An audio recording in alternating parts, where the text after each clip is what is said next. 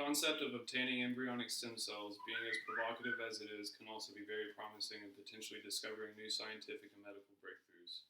According to an article written by Ian M., cells are essentially the building blocks of life, and that some cells have the capability to replace damaged or destroyed cells. Today I'm going to inform you on the difference of adult stem cells and embryonic stem cells, the advantages and disadvantages of both, as well as the obstacles in trying to prevent embryonic stem cell research from continuing forward. First, we have to distinguish the difference between adult and embryonic stem cells and how they are harvested.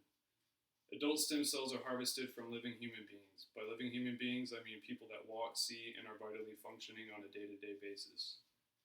As stated in an article written by Alexander M. and Durwood P., adult stem cells are mostly harvested from bone marrow, fat tissue, even nerve cells, and are able to create new cells for the types of tissues and organs from which they are harvested.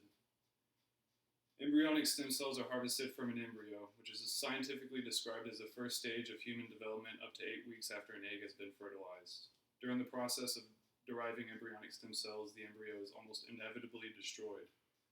The major difference between the embryonic and adult stem cells is that embryonic stem cells can replace cells for any cell type that makes up the tissues and organs in the human body. One advantage of using embryonic stem cells is that they offer one cell source for multiple indications, meaning they can utilize the cell for the possibility of a wider variety of functions than an adult stem cell.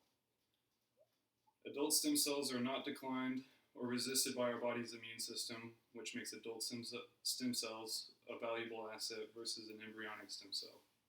A disadvantage to adult stem cells is that the cells cannot be interchanged to tissues that alter from the ones that they came from.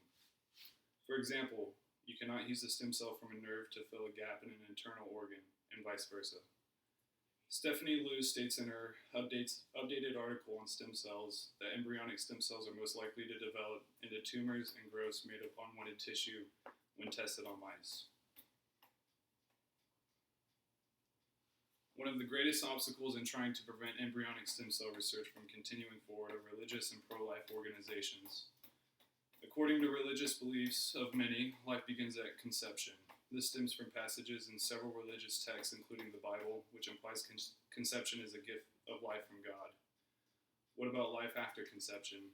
Many of the same Christians against embryonic stem cell research oddly do not have the same moral qualms when it comes to the killing of an adult human being who's committed crimes against humanity. Religion and politics have always been intertwined since before the Constitution was adopted in 1787.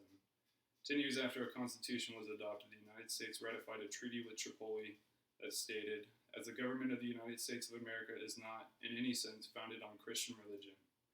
If our founding fathers made such clear statements disallowing religion from directing its business, why do we have so many obstacles in allowing such medical advances, such as in the field of embryonic stem cell research? In 2009, an executive order signed by President Barack Obama removed several of these obstacles. However, there still remain strict guidelines on funding and use, but religious and pro-life backed lawsuits have tried and will continue to try to bar science from moving forward in this field.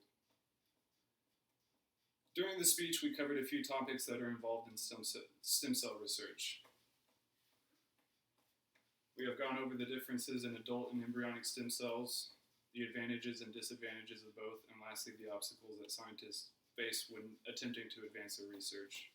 At this time, you now know the difference between adult and embryonic stem cells, as well as the obstacles that researchers and scientists deal with on a regular basis.